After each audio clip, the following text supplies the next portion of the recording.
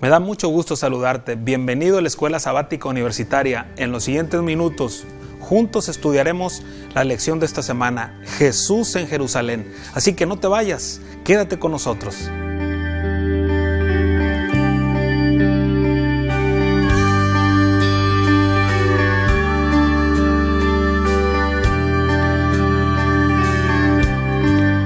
Bienvenidos nuevamente, gracias por permanecer con nosotros. Estamos en la Escuela Sabática Universitaria. Antes de iniciar nuestro acostumbrado repaso, vamos a presentarles a quienes están con nosotros en el estudio y después tendremos una palabra de oración. Vamos a empezar por mi lado derecho, izquierdo de ustedes. Mucho gusto, mi nombre es Betsabe Cavazos y estudié la licenciatura en Enseñanza de la Lengua y Literatura Española. Bienvenida, Betsabe. Muchas gracias. Por mi lado izquierdo. Hola, mi nombre es Lizy Domínguez, estudio medicina y soy de Coatzacoalcos, Veracruz. Bienvenida, Lizy. Gracias. Mi nombre es David Hernández, estudio teología y vengo de Chiapas. Bienvenidos. ¿Qué les parece si oramos? Vamos a pedirle a David que nos dirija, por favor. Ok, oremos. Nuestro Dios y nuestro Padre que estás en el cielo, santificado sea tu nombre. Señor, gracias por darnos la oportunidad de estudiar tu palabra durante la semana. En este momento recordaremos algunas de las enseñanzas que hemos aprendido. Te rogamos que tú nos dirijas. En el nombre de Jesús, amén. Amén. Muchas gracias. Muy importante el tema de esta semana. Un título extraordinario, conmovedor, por todo lo que implica. Jesús en Jerusalén. Y el texto a memorizar de esta semana dice: nunca leíste en las Escrituras, la piedra que desecharon los edificadores ha venido a ser cabeza del ángulo. El Señor ha hecho esto y es cosa maravillosa a nuestros ojos. Lo encontramos aquí, una frase muy importante. Cosa maravillosa a nuestros ojos. Algo tan valioso será que no le ponemos atención, porque la misión de nuestro Señor Jesucristo fue dar su vida en rescate por muchos. ¿Qué podemos decir de esta semana? Jesús en Jerusalén, David.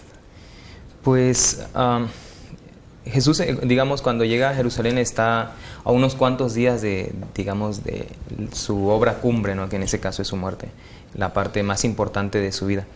Y cumplimiento profético. Sí, un cumplimiento profético, ¿no? Y toda esta semana es como un suceso de varias profecías que se van cumpliendo en la vida de Jesús y que van a culminar, en la muerte de Jesús en la cruz, ¿no? Y durante esta semana comienza, Jesús a estar un poco más preocupado por qué van a pensar las personas antes de que Él llegue a la cruz, cómo enseñarles a los que están rodeando, sus enemigos, y comienza a contar una serie de parábolas que estudiamos durante la semana. Pues cabe resaltar también el papel que juegan aquí los discípulos. Me llama mucho la atención que cuando Jesús hizo su entrada triunfal, los discípulos fue donde más se creyeron de que Él ya se creyeron de que el pueblo, de que los romanos iban a estar exterminados y de que Jesús era el momento exacto para tener su reino y establecer su reino. Fue ahí donde ellos dijeron: ya, de aquí somos. Entonces, pues obviamente sabemos que el propósito de Jesús no era ese. Sin embargo, ellos estaban confiados de que ahora sí podían eliminar al pueblo enemigo. Lo que sucedió ahí es que algo que también a veces pasa con nosotros mismos. Leían las Escrituras y las interpretaban a lo que ellos querían y no a lo que realmente estaba diciendo ahí. Entonces ellos creían que en la primera venida de Dios, de Jesús, ellos consideraban que era la venida donde ya se iba a restaurar todo el reino de Dios en la tierra. Y ellos lo veían como un reino terrenal donde Él iba a gobernar, los iba a liberar y los iba a poner como la nación número uno. Entonces, cuando lo ven que se está haciendo la entrada triunfal, ellos dijeron, como tú decías, ya la hicimos. Sin embargo, era todo porque estaban haciendo una mala interpretación desde el principio de las Escrituras. Y es muy importante, cuando leemos las Escrituras, ¿qué estamos buscando o qué tratamos de encontrar? ¿Lo que queremos o lo que Dios quiere decirnos? Una de las preguntas que aparecen en el estudio esta semana tiene que ver con el cumplimiento profético. Y siendo que a través de toda la historia ha habido personajes que han tratado de decir que ellos son el Mesías, Cristo. ¿cómo nosotros podemos estar seguros del cumplimiento profético de Jesús? Y una pregunta muy interesante porque a partir de más o menos unos 300 años antes de que Jesús llegara, comenzaron a surgir, digamos, las ideas de liberarse del yugo de Roma, ¿no? Y comenzó a surgir esa idea de ese Mesías que iba a ser un revolucionario. Entonces, para el tiempo de Jesús, unos años antes, quizás unos 50, 70 años antes, era muy común que comenzaran a haber revueltas, ¿no? Y gente que se levantaba y que se proclamaba el Mesías y captaba la atención de la gente. Uno de esos personajes pudo haber sido Barrabás, ¿no? Que era parte de un movimiento de los celotes, ¿no? Que trataban de liberarse del yugo. Sin embargo, durante todo este estudio que hemos estado haciendo de Mateo se ha preocupado por darle a sus lectores, digamos, las evidencias de por qué Jesús realmente era el Mesías, ¿no? Desde su genealogía, desde los milagros que él hace, desde la forma como trata a los pobres, porque era parte fundamental de las profecías. Y aquí en esta lección vemos que él plasma, como siempre, esos fragmentos de las Escrituras donde se dice, para que se cumplieran las Escrituras. Esta profecía, digamos, o este acto de Jesús cumple esta profecía. Y vemos que Jesús no solamente es el que cumple las profecías, sino que es además aquel que está llegando ahí, no solamente como un Mesías, sino también como el Salvador del mundo. No el Mesías que ellos estaban esperando, sino el Salvador del mundo. Sí, porque ellos querían libertad. Pero la libertad que Dios ofrece es la libertad espiritual y la seguridad del reino. No un reino que perecerá, sino un reino eterno. Eso tiene mucho mayor beneficio, o es más sus bondades a un simple reino terrenal. Claro. Al hablar de la entrada triunfal de Jesucristo, de nuestro Salvador, y como bien David lo mencionó, Mateo en diferentes momentos menciona y recuerda el cumplimiento de la palabra. Yo creo que algo que nos ayuda a estar seguros de que Jesús es el Mesías, pues es el estudio de la palabra. Hace unos días yo conversaba con un joven que enfrentaba un problema, una dificultad en su carácter, y ante la pregunta ¿qué puedo hacer para cambiar? Y lo que yo te voy a recomendar es algo muy, muy sencillo, muy simple. Escúchalo bien porque es algo sencillo, es estudiar la palabra. La palabra de Dios tiene poder, la palabra de Dios nos da certeza, la palabra de Dios nos da dirección, la palabra de Dios nos describe el futuro, nos presenta el pasado, nos recuerda de nuestro presente y de la importancia que nosotros debemos de estar atentos a ella para que así no seamos confundidos, porque así como algunos del pueblo de Israel se confundieron esperando otro tipo de Mesías, lo mismo puede suceder en nuestro tiempo. Sí, y es que vivimos en una sociedad, digamos así, que está polarizada, ¿no? Primero hay gente que está yéndose a ciertas ideas, ideologías orientales y la meditación, y como que hay un auge de ese tipo de espiritualidad, ¿no? Y por otro lado, hay otras personas que están rechazando completamente a Dios y dicen, no creo en Dios porque creer en Dios es no ser inteligente o no va con la ciencia. Retrógrada. Exactamente, ser retrógrada. Y Betsabé dijo algo muy importante hace un momento, ¿no? Muchas de esas personas en realidad no conocen a Dios porque no van a la Biblia, o sea, no buscan a Dios a través de la Biblia, que es su revelación, digamos, la revelación que Él hace acerca de sí mismo. Entonces, cuando rechazan a Dios, rechazan un Dios que ellos han creado, un Dios que la sociedad ha creado, un Dios que es mostrado de una manera diferente, que no es el Dios que corresponde a las Sagradas Escrituras. Entonces, para que nosotros podamos, digamos, nuestra vida pueda ir creciendo en ese conocimiento, o ir creciendo y ver lo que Dios espera de nosotros, ver el sentido de la vida, por ejemplo, o cómo nuestras vidas pueden cambiar en diferentes áreas, tenemos que regresar a las Escrituras. Era más o menos lo que sucedía con ese pueblo. Se quedaron con las ideas que ellos se habían formado, con las creencias que ellos tenían, de modo que cuando vino Jesús, a pesar de que Mateo muestra cómo estaban cumpliendo las profecías, ellos no lo veían, porque seguían centrados en sus ideas. Perdón, quería recalcar un punto. Aquí también los sacerdotes jugaron un papel muy importante, porque como ella decía, ellos adaptaban las Escrituras a su modo de vivir. Y aquí dice que el templo y los sacrificios y todo lo que se hacía era corrupto. Entonces, sí, algo que el Señor dejó estipulado para recordar que el Redentor iba a venir, y la gracia que daba, el perdón que daba, lo mencionaste tú apropiadamente, lo corrompieron. Lo tergiversaron, o sea, crearon su propia versión. No recuerdo dónde una vez escuché que era ahora más las leyes que tenían y las de manera moral que ellos habían creado, que habían inventado para cumplir los 10 mandamientos, y ponían más atención a toda esa serie de lista que a los mandamientos en sí o a lo que Dios mismo había dicho.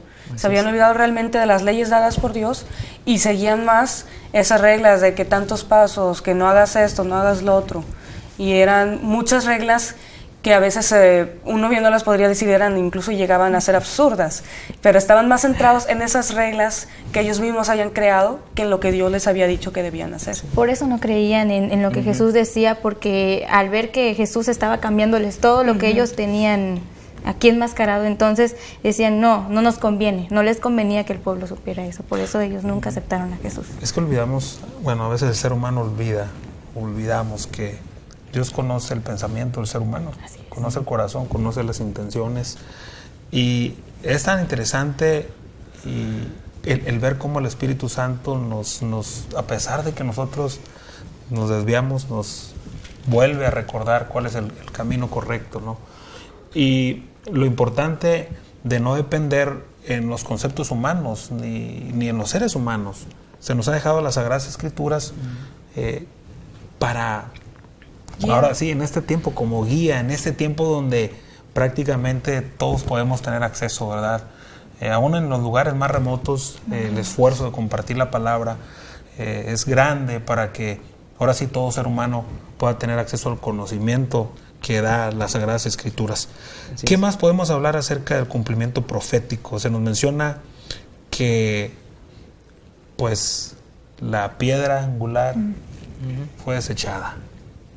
Fue olvidada. Aquí dice que se olvidaron de ella, ilustra con Salomón y el templo, y aquí dice que la que utilizaban para los cimientos la olvidaron. Entonces cuando andaban buscando una piedra que cuadrara y que quedara, ahora sí se acordaron de esa piedra. Sí, es muy probable que la piedra a la que se refería el Salmo, que es donde se cita ese texto, cuando estaban construyendo el templo y estaban poniendo los cimientos, digamos así, en el templo de Salomón, hubo alguna piedra por ahí que no fue muy adecuada para el cimiento en ese momento, ¿no? Y fue desechada, ¿no? Fue hecha a un lado porque no servía para la construcción. Ni siquiera la reservaron, simplemente la tiraron por ahí. Sacaron, ¿no?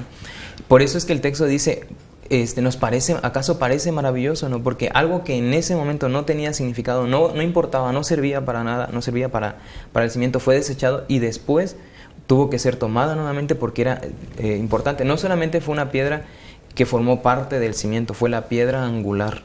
En los tiempos antiguos, en los tiempos de Jesús, las piedras angulares eran las primeras piedras que se colocaban para poder darle dirección a la construcción, ¿no? Era el momento hacia dónde iban a ir, hacia dónde iban a llevar, y además eran las piedras que iban a soportar el peso de la estructura, ¿no? Esa piedra, si no estaba bien colocada o si no era la piedra adecuada, toda la construcción iba a salir defectuosa, ¿no? Entonces, aquella piedra que fue desechada en algún momento llegó a ser la principal piedra, la piedra más importante. Por eso puede ser maravilloso, ¿no? Y vemos a través de la historia del pueblo de Israel cómo desechan el llamado divino, hacen caso omiso a las indicaciones, y el Señor vez tras vez los busca para que ellos puedan llegar al conocimiento de la salvación.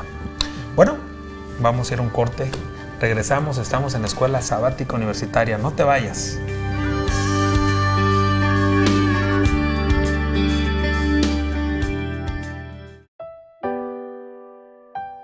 Porque quiero aprender. Porque quiero que mis sueños se vuelvan realidad.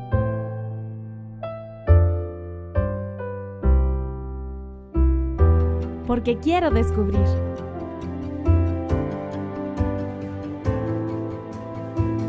Porque quiero vivir bien. Porque quiero servir a los demás. Porque estoy más cerca de Dios.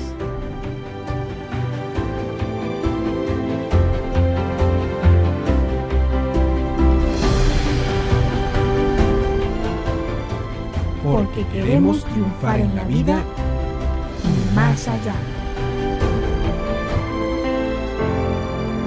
Universidad de Montemorelos, la experiencia del conocimiento.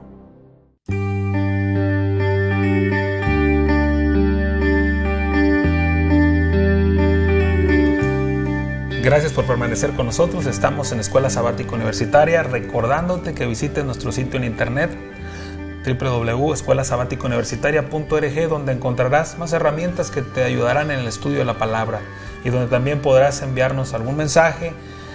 Sin duda, el poder intercambiar información, el interactuar es de gran bendición también para nosotros, así como también para ustedes. Bueno, estamos hablando de la lección número 10. Estuvimos hablando acerca de las profecías que anunciaban la venida del Mesías. Pero esta segunda parte vamos a hablar de varios pasajes de la Escritura muy interesantes. Vamos a hablar de parábolas, vamos a hablar de mensajes que el Señor dejó para que nosotros estuviéramos atentos a su venida. Pero no solo eso, atentos en nuestra vida espiritual, en nuestra vida como iglesia. Vicios que a veces se dan, acciones que no deben de realizarse, pero que de pronto aparecen. ¿Qué hacer ante eso? Parábolas y lecciones. Dice, Cristo inició esa semana con una confrontación que, aunque fue velada, resultó evidente. Jesús expresó sus preocupaciones por medio de acciones metafóricas y parábolas significativas. Sí, yo creo que una de las acciones de Jesús más que evidentes de lo que él deseaba de enseñarle a sus discípulos, a la gente que lo rodeaba y también a sus detractores, en este caso los fariseos y otros grupos que estaban por ahí, está inmerso en la purificación del templo, como le llamamos, ¿no? Jesús, digamos, tuvo una acción ahí un poco inusual de él, ¿no? Resulta de que cuando llega al templo, pues empieza a levantar las mesas de los cambistas y comienza a hacer toda una revuelta por ahí, al menos eso pareciera, ¿no? Y es que Jesús estaba preocupado porque él dice, por lo menos San Mateo capítulo 21, versículo 13, le dice, mi casa de oración será llamada, pero vosotros la habéis hecho cueva de ladrones. Y eso era, ¿no? Se suponía que el templo lo habían dividido en dos partes, ¿no? Era el templo ya de Herodes, el segundo templo que se había construido. Y la parte donde estaban los cambistas, donde estaban los animales, era el lugar donde llegaban los gentiles. Hasta ahí se les permitía a los gentiles llegar. Los gentiles eran aquellos que no pertenecían al pueblo de Israel, que no eran judíos de nacimiento, eran griegos o de otra nacionalidad. Pero en esa parte, en lugar de que los gentiles pudieran adorar, ahí estaban las mesas, llegabas tú con tu cordero o con tu paloma, lo revisaban y si tenían un defecto no podías presentarlo, tenías que comprar algo que sí fuera bueno según el criterio de ellos y tenías que comprarlo ahí. Las monedas, si tenían cierta figura del César o de algún otro lugar, no podías utilizarlas, tenías que cambiar primero las monedas por la moneda del templo para poder hacer la compra. Y en medio de todas esas transacciones, pues se hacían robos. Había regalías. Sí, se hacían robos. Si querías comprar un cordero y terminabas comprando una paloma porque ya no te alcanzaba para más, ¿no? Entonces, todo eso... distorsionando la actitud del adorador, ¿no? Exactamente. Que venía a encontrarse con su Salvador, a presentar su falta, a pedir perdón. Y digamos, esos rituales que habían en el templo que señalaban a Jesús como el Mesías, que señalaban el plan de salvación, se había distorsionado tanto que los adoradores no lo lograban ver. O sea, llegabas como adorador, pero no lograbas ver esa belleza de cada uno de los servicios y por eso era difícil que creyeras en el Mesías, que en ese caso era Jesús. Indirectamente causando en los creyentes el que si presentabas una ofrenda muy valiosa porque te costaba mucho, eso podía salvarte, ¿no? Exactamente. Cuando en realidad la ofrenda es solamente un símbolo de lo que Dios ofrece en beneficio del ser humano, ¿no? Definitivamente. Sí, o sea, digamos, puede que al principio pensaran como que era una buena idea eso. No puedes traer tu cordero desde tu casa, bueno, no hay problema, aquí consigues uno. Sí, como algo que... Pero entonces, como que algo que se trató de presentar como una buena idea realmente sirvió para propósitos completamente diferentes. Porque el templo era un lugar de adoración. ¿Cómo iban a adorar con el ruido de las monedas, de las vacas, de los toros, de los borregos, las palomas, el ruido de los cambistas, de los negocios? De como dices, porque eran negocios, entonces alguien por ahí no quería perder, entonces empezaban las negociaciones, las voces altas, tal vez alguna discusión. ¿Cómo iba a ser eso un ambiente de adoración? Entonces, algo que tal vez se presentó como una buena idea para ayudar a los a los creyentes, terminó siendo más bien un obstáculo completamente, porque ahora iban a presentar su cordero, iban a presentar su paloma, su harina, el aceite, dependiendo del grado que ellos pudieran conseguir, pero tal vez en cierto punto ya se les olvidaba cuál era el motivo, solamente iban a presentarlo, pero tal vez ya no recordaban cuál era el propósito de presentar aquello. Se les había olvidado ya que era un símbolo de Dios que iba a morir, que venía a limpiarlos. Ellos solamente estaban yendo a presentar porque tenían que llevar un cordero al templo. ¿Cómo podemos tomar lo que sucedió en los tiempos de Jesús? Algo muy, muy, muy duro, ¿no? Imagínate gente que va a adorar y resulta que hay obstáculos para una verdadera adoración. Pues yo creo que esto también se aplica en nuestros días. Muchas veces nos preocupamos por cosas insignificantes y vamos a la casa de Dios con algo muy alejado a lo que es adoración. Y eso, pues, en lo personal siento que está muy mal, porque pues sí, somos personas, pero a veces se nos olvida que la presencia de Dios está ahí y que en realidad a veces nosotros estamos tan metidos en nuestros problemas que no nos damos cuenta de que vamos a adorar, sino que estamos sumergidos en nosotros. ¿Qué acciones podemos tomar nosotros como adoradores? Y tal vez algunos de nosotros como responsables de los servicios de adoración. Sí. Yo creo que debemos de mantener siempre presente en nuestra mente, ¿no?, cuál es la esencia de la adoración en este caso, ya sea del lugar del culto, ya sea del tiempo de oración, que puede ser en el culto, en un templo, o puede ser en nuestras casas, ¿no? Y centrarnos en eso, ¿no? Puede, como decía aquí, ¿no?, puede que a veces nos preocupamos tanto por las formas que incluso impedimos a personas que puedan adorar, que quieren adorar, que adoren. Jesús, por ejemplo, ahí no solamente volcó las mesas, no solamente hizo eso, sino que abrió las puertas de tal manera que dice la Biblia que llegaron los cojos, llegaron algunas personas que tenían necesidades y fueron sanadas, ¿no? Jesús no hizo una revolución nada más por hacer una revolución, sino lo que quiso fue que no se perdiera la esencia. Esta es casa de oración, y permitió que las personas pudieran llegar, ¿no?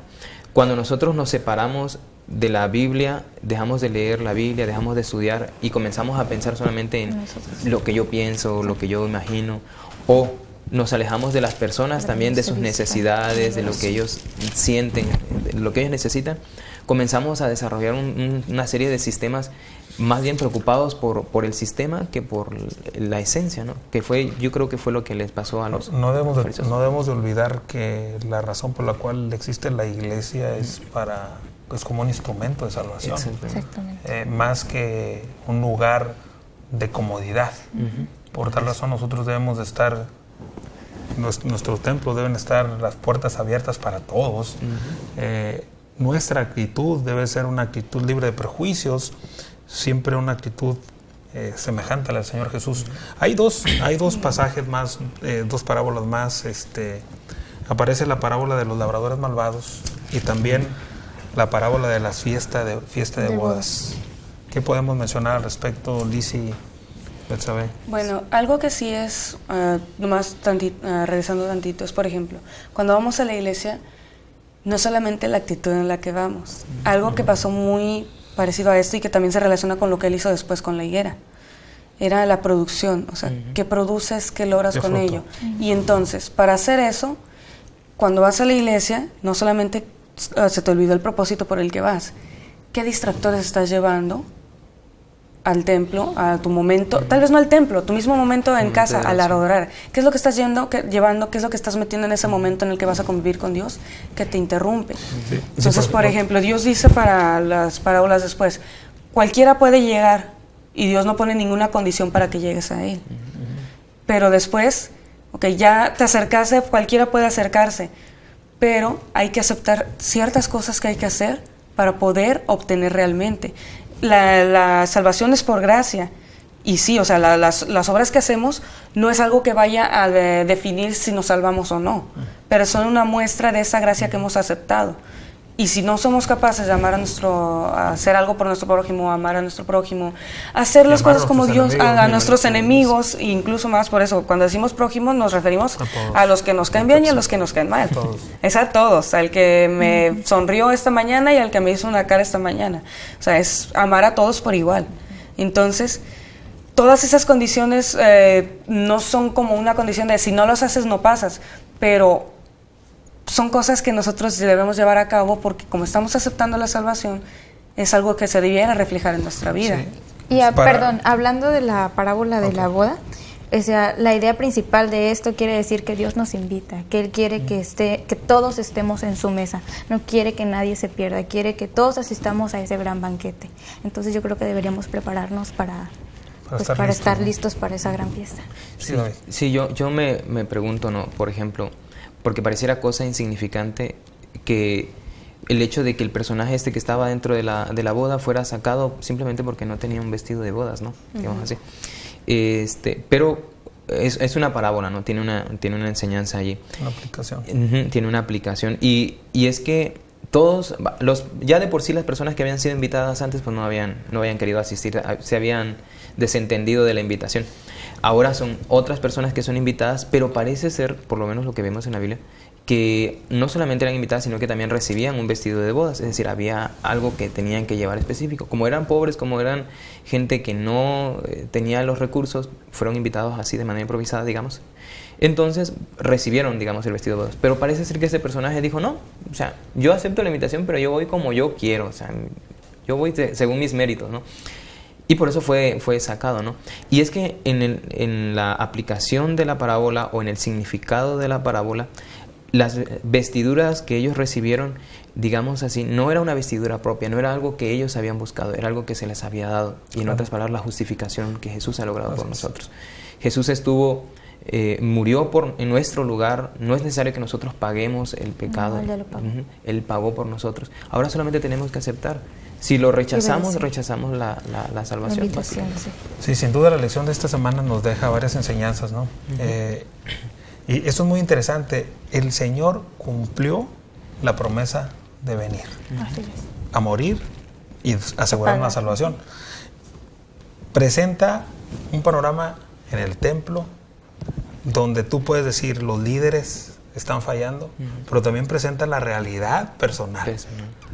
¿Será que yo estoy fallando? Así es. Yo creo que el estudio de esta semana nos ayuda a estar más atentos a lo que la palabra de Dios nos muestra y cómo el Espíritu Santo puede ayudarnos a reconocer que todos necesitan de un Salvador y debemos estar dispuestos a escuchar su palabra, a escuchar su invitación y estar dispuestos a ser un instrumento de ayuda para que otros también se reconsagren a Dios o conozcan a Dios por primera vez. Bueno, gracias por habernos acompañado, gracias por haber acompañado a estos jóvenes en este repaso de la lección. Nos vemos la próxima semana. Que el Señor te bendiga.